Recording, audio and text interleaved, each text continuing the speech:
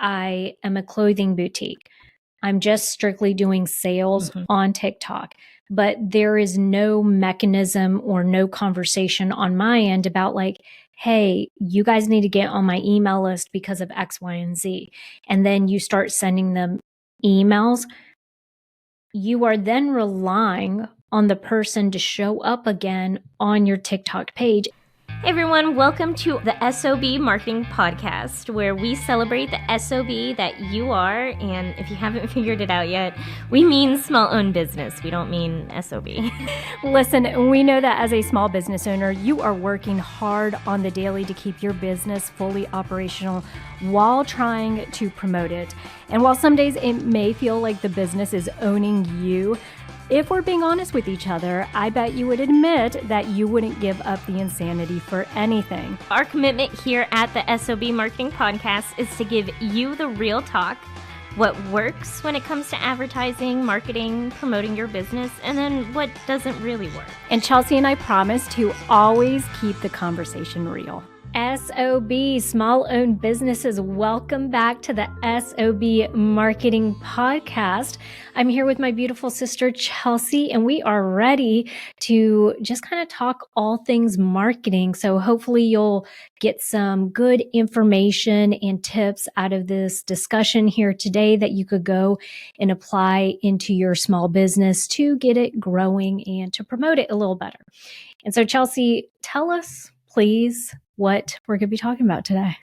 Well, Vivian, I don't know if you've heard this news, but the government is trying to ban TikTok.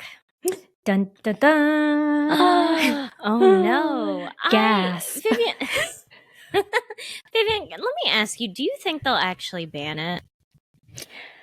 I mean, I don't know. I'm not a fortune teller by any means. I will say this, so first, before we actually start talking about it, can we please just talk about where it's at so that people understand really what's going on? And we're not, Chelsea, we're not a news agency. We are not, brushed up on all of the government things that are going on right now in, 2024. Or any of the legal stuff. Yeah.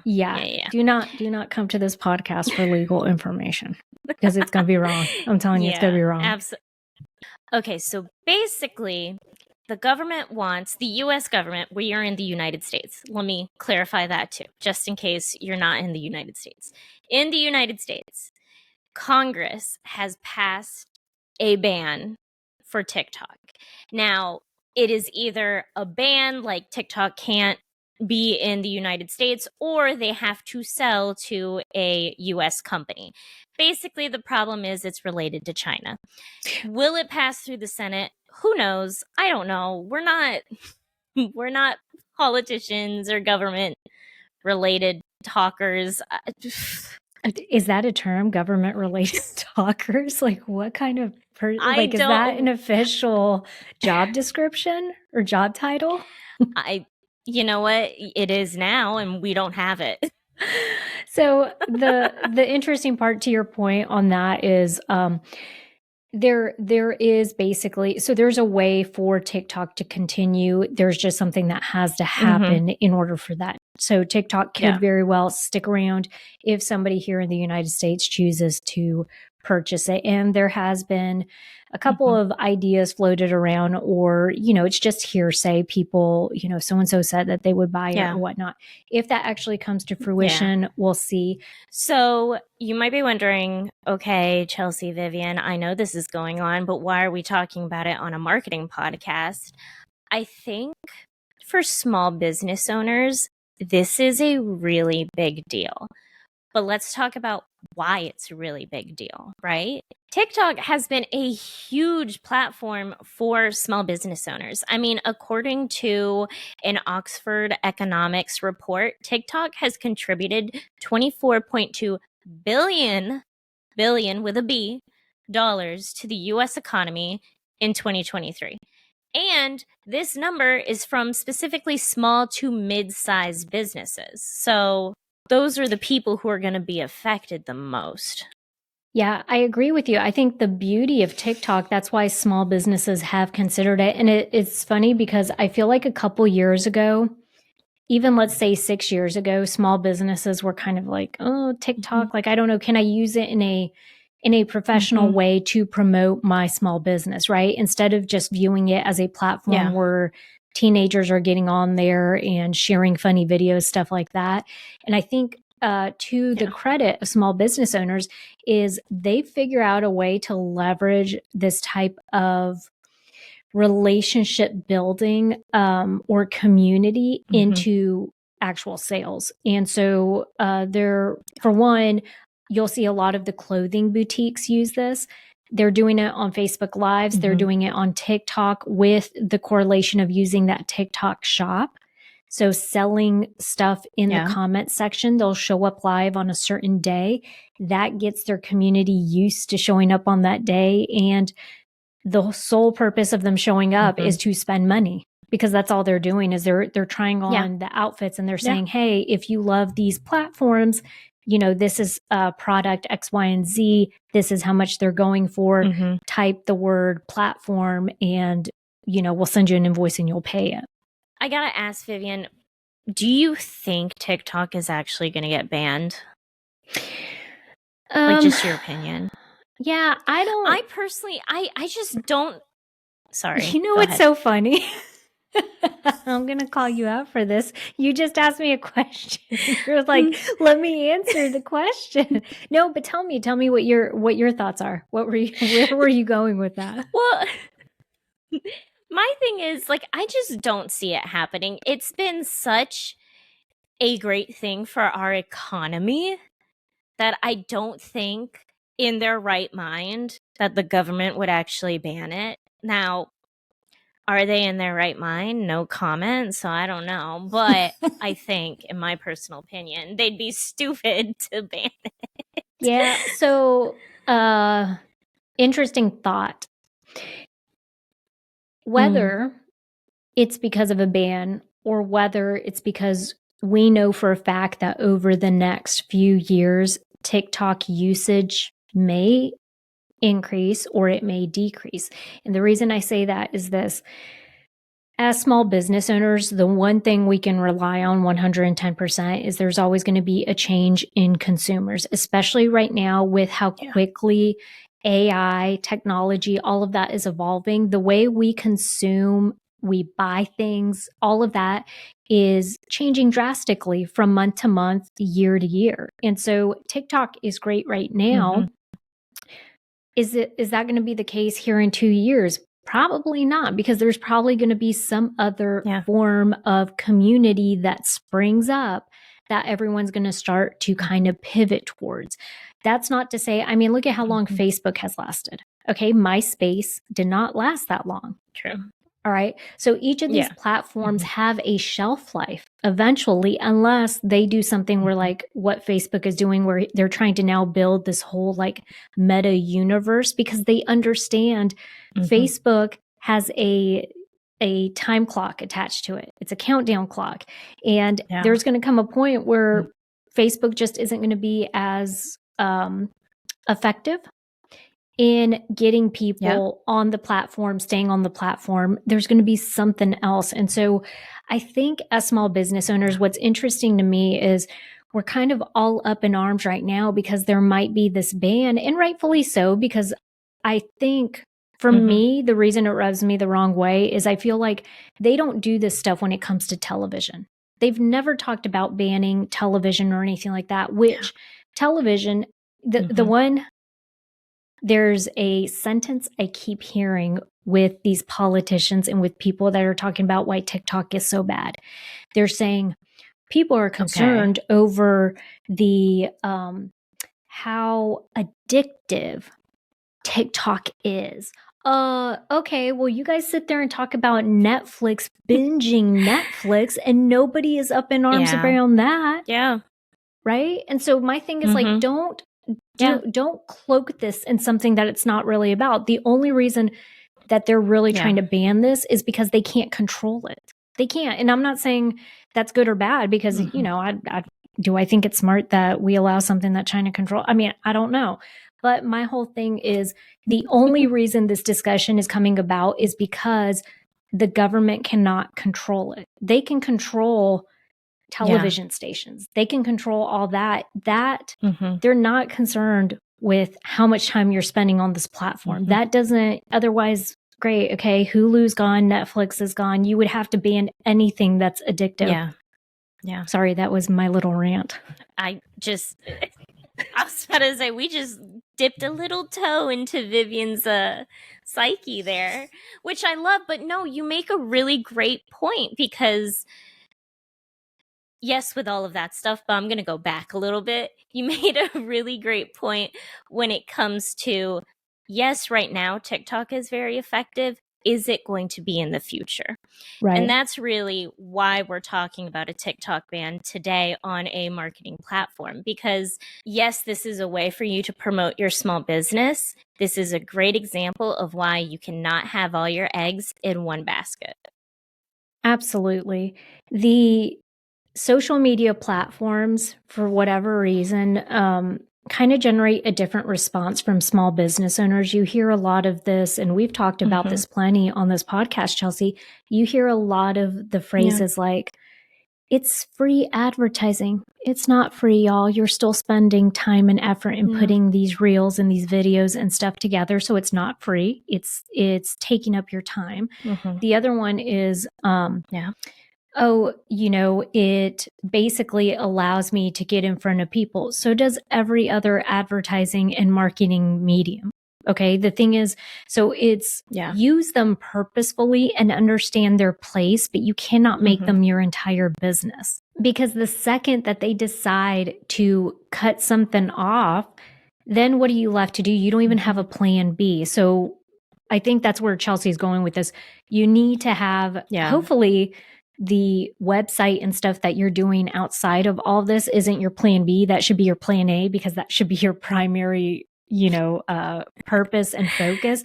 And then the social media platform should be your plan B, your way of connecting and pushing stuff out. But once you have one of those streams closed off, or people start to pivot onto a different platform, you don't want to be left thinking, I really wish I had taken the time to set something up that was going to, create some longevity in my business.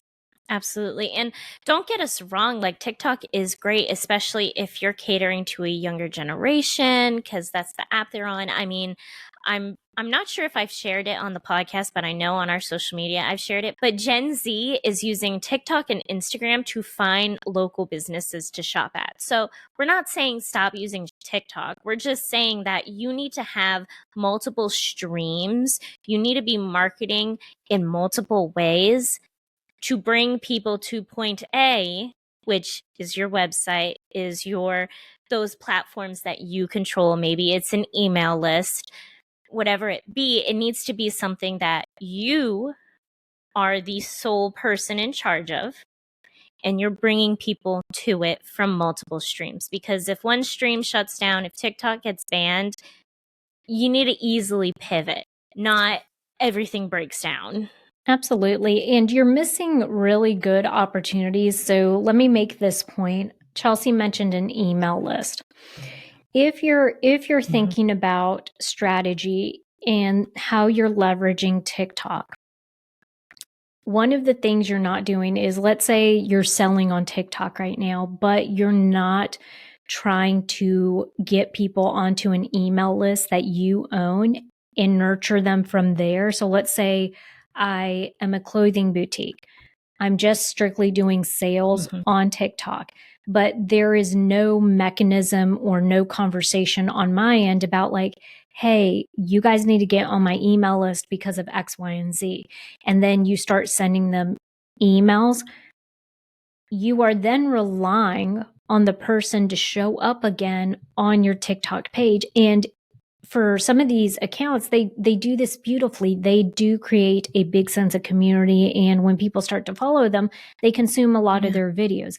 But if you're not transitioning them onto that email list, you're still reliant on them instead of relying on you to show up and email them on a weekly basis, on a monthly basis, and then kind of get some of that low-hanging fruit where you're like, hey, by the way, Valentine's Day is coming up. Do you guys have a banging outfit for your Valentine's date? and emailing them and getting those sales. So it's kind of like you're working harder, or you're relying on something outside of your business instead of saying, let me go ahead and just tee it up and make sure that I'm doing what I need to do to show up and to really collect those sales. Do you love making crafts and working on your small business but struggle to get them in front of customers? Do craft fairs, events, or pop-ups leave you feeling overwhelmed or frustrated? Introducing Rock Your Fair, the course designed to help you succeed in the world of craft fairs, pop-ups, and events, created by 2 marketing professionals with over 15 years of experience. Rock Your Fair is perfect for anyone who's new to the game or just wants to step up their game. Our step-by-step approach will guide you through everything you need to know, from choosing the right events, to setting up your booth, to marketing your products effectively. And you know what? You'll also get access to us for personalized coaching and feedback so you can put your best foot forward. Do not let craft fairs, pop-ups, and events hold you back. Sign up for Rock Your Fair today and start rocking your way to success. For a limited time, get access to our free mini course. Simply head over to our website at www.theseasonmarketer.com and click on workshops. Let's actually think about things that you can do to be productive. If you're making content on TikTok, even on Instagram, wherever you're making content, make sure that you have a call to action.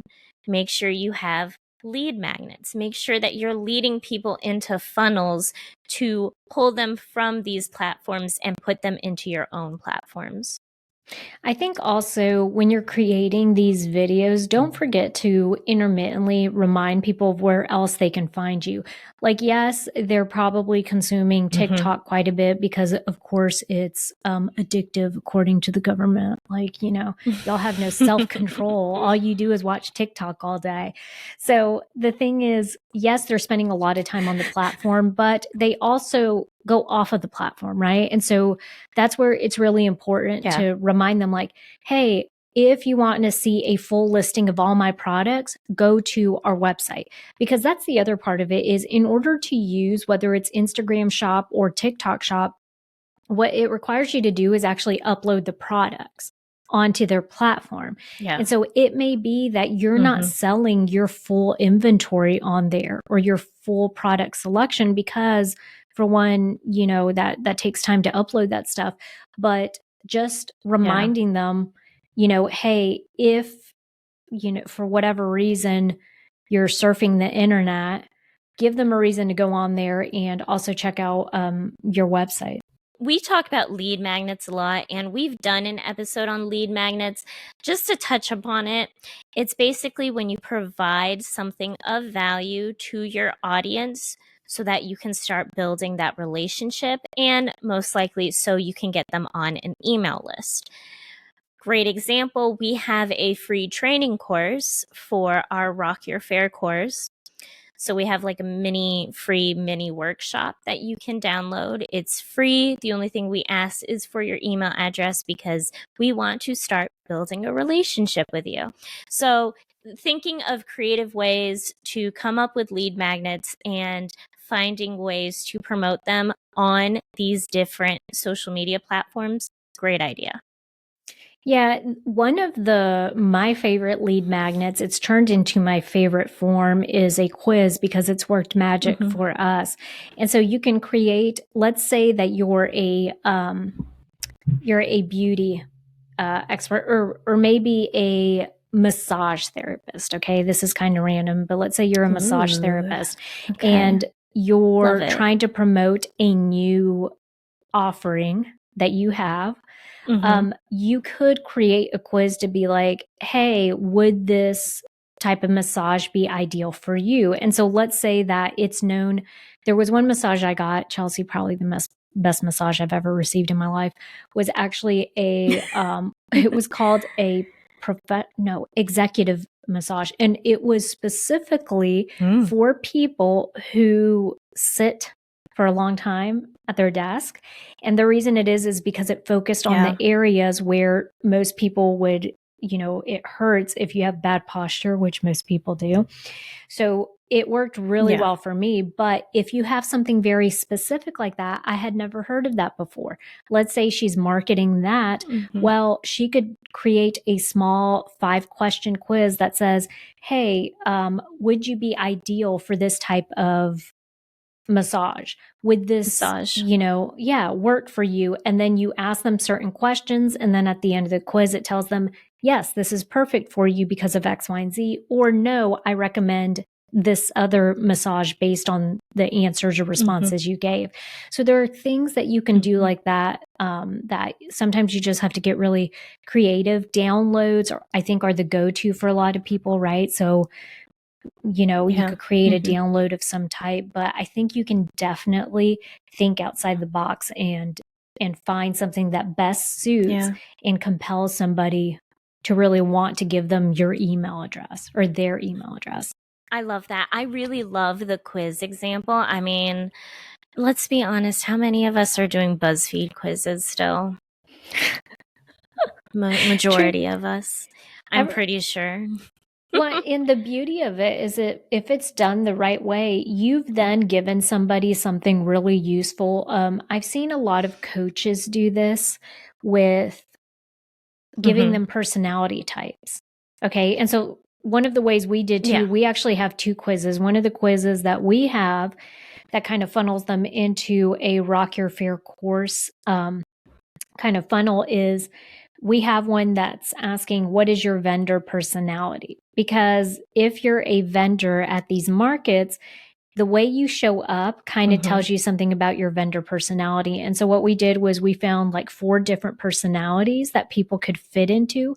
And then based on the responses they gave, it would tell them at the end of the quiz, like, hey, this is your personality. For one, people love finding out more about themselves. And so I think it really does help. Absolutely. And then they feel it's useful because what we did too is then we embedded and said, hey, if this is you, it means that you could probably improve in this area, and then you're doing really well in this area. So it gave them free resources as well, which I think helps. Look at us. We're so smart at marketing. Wow. I mean, listen, we do have quite a few years under our belt, so we got to at least be decent at it. That's for sure. I do also want to talk about, for small business owners, content creators, all that good stuff. What if you've monetized on TikTok? Good for you. Maybe they won't ban it. Like, we really don't have, I mean, this is why a lot of people talk about having multiple streams of income, because that's really the only thing we could say is diversify. If you are monetizing on TikTok and bringing in some extra money, if they end up banning it, I'm really sorry. Yeah.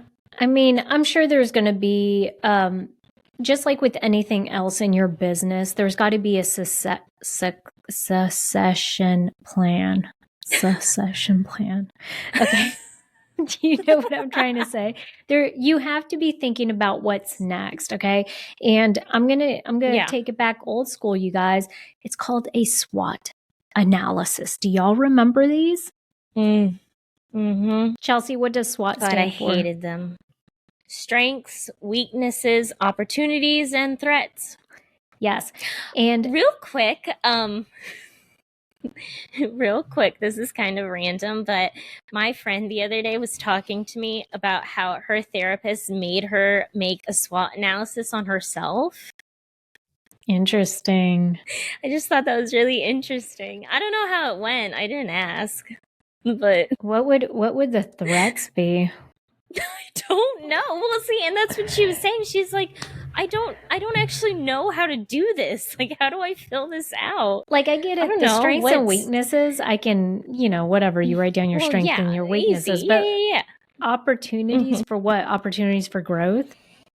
Threats? Like maybe I'm threats guessing on what could maybe derail? Threats to growth? Yeah, I don't know. Yeah. Margaritas? Like, I don't know. Yeah, too many margaritas. So yeah, in regards to businesses, not your personal, what your therapist is telling you to do, but a SWOT analysis is so important and should be done probably every couple of years. And as small business owners, we probably don't do enough of this strategy where we're going back and revisiting this. I guarantee you, if you guys went, I know for a fact, if you guys went and got a loan from the bank for your small business, you included a SWOT analysis. They want to see it. I know you did. Okay. That's part of the paperwork they make you turn in. So the thing is, if you have not revisited that since that, you want to do it again, because as we're talking about, consumer behavior has changed. Your business has probably evolved and changed as well. That means either you've gotten super granular about things. Maybe you're offering less products because they're your jam now, and you're like, hey, I don't need to do all this other stuff. Now I'm focusing on this.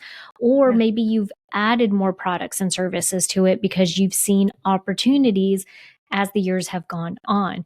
And I'll give you a perfect example, Chelsea. I'm pretty obsessed with this. I had mentioned this to you when we got together for your birthday, but I've been kind of stalking this girl on Instagram. She's I think it's called the Charleston Head Spa. And so she does, she does the whole, like, it's basically just for your head and scalp. She'll wash your hair. She does the massage. They do a scalp treatment, all this stuff. It looks like bliss, absolute bliss. But you mentioned it and I was like, oh my God, I have to get that done. Like, it sounded so nice. And I was telling you, this came up because I was going to go get my hair cut from the specific person that I see. Not necessarily, I mean, yes, I need a haircut, but usually either you, Vivian, or Tim's mother cuts my hair. Like, I usually don't go to a salon. But I'll go every now and then just because I want them to wash your hair. Like, please just like get your fingers in there and massage my scalp. Well, so here's what's interesting. These are popping up all over the place. And if you're, Greenville, South Carolina now has one. I know Summerville, South Carolina, we have one. Charleston has one. This is going to be the next big thing in cosmetology, because my understanding is that's what she's trained in, cosmetology. And then she's gone and either learned this process or gotten some certification for this in particular, right? So it's very granular. But my point being, if you're like this business that even as a cosmetologist, you're thinking, okay, we just do hair and makeup and nothing changes. No, things evolve over time. Even now, we're seeing a lot of stuff with acrylic nails, Chelsea. Like, it's becoming more of like an art thing. People are putting pictures on it, doing all this crazy stuff. And so I think that's where any industry is going to evolve over time, which is why you want to go back and revisit that strength, weakness, opportunities, and threats. Yeah, that's a really great point. And also, I mean, if you are worried about losing that money from being monetized, I mean, you can get monetized on Instagram, I think YouTube. I know TikTok is the one with the biggest payout, and that's why people prefer it. But again, yes, you need to reevaluate your business, find ways to get multiple streams of income in there. And I personally don't think they're going to ban TikTok, but who knows? If I were a betting woman, I'd probably agree with you. I don't think it's going to be something that eventually is going to dissolve by itself. But it does beg the question, two primary things. As a small business owner, how are you looking at these social media platforms? If you are looking at them like they are the only way to run your business, or they are your business, that's a problem. I'm going to tell you that right now. Your small business should not be relying on any one source of advertising. That would be like us relying on billboard advertising as our only way to communicate with anybody. You just don't want to do that, right? You do want to show up in front of people where they're at, which is why people are using TikTok, because there are a bunch, millions and millions and millions of people that are on there. The spending power in that is great. The other part of it too, the second question is, where does it fit into your business strategy wise, right? So you need to really start thinking like a business owner when you're saying there's a purpose behind it. It's not just to hit record and for me to get followers, but there's a purpose behind the reason I'm showing up. And what is that purpose? And if that happens to go away, how else can I fill that gap? I don't want it to be the only way that people find me, right? Do I have a website? Do I have a, email address that they know? Whatever that is, you need to figure that part of it out. So as a reminder to all of our SOBs out there, we're going to take our own advice and remind you guys that you can find us on our website at theseasonmarketer.com, where you can sign up to receive our weekly emails with a bunch of more marketing news and information. We also started adding in there some call to action, some marketing actions of the week. And so the idea being that if you're signed up for our email list every week, you're going to get something that you can do to be proactive to stay on top of your marketing. And they're not things like make a marketing plan. None of that. Okay. We're not asking you to do anything wild or crazy. They're really simple things that you could do to kind of start to move that needle and ensure that you're out there promoting your business. Yeah, and just make sure, if you know a small business owner that would really benefit from these conversations, send them our way. We are the S.O.B Marketing Podcast, which is a product of the Seasoned Marketer. We are on almost all of the social medias, Instagram, TikTok, Facebook, Pinterest. We are not on X. Make sure to leave us a 5-star review, subscribe, follow. If you have a topic that you want us to discuss, let us know. You can email us at help@theseasonmarketer.com or just DM us or leave it in a comment. We look at all that stuff, so don't worry about it. And go be the best SOB you can be.